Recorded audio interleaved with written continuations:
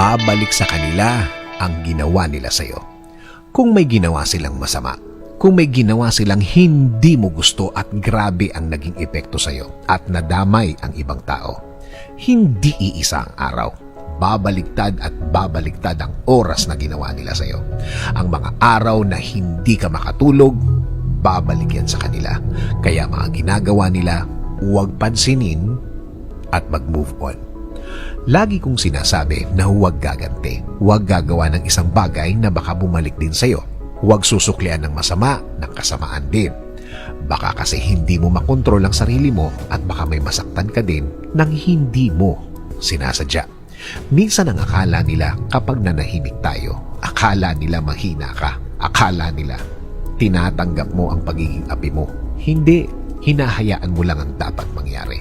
Hinahayaan mo lang ang dapat na maging sitwasyon niya.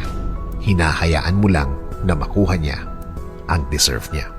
Kung hindi ka makikialam, alam ng Diyos kung paano maningil sa mga gumagawa ng masama.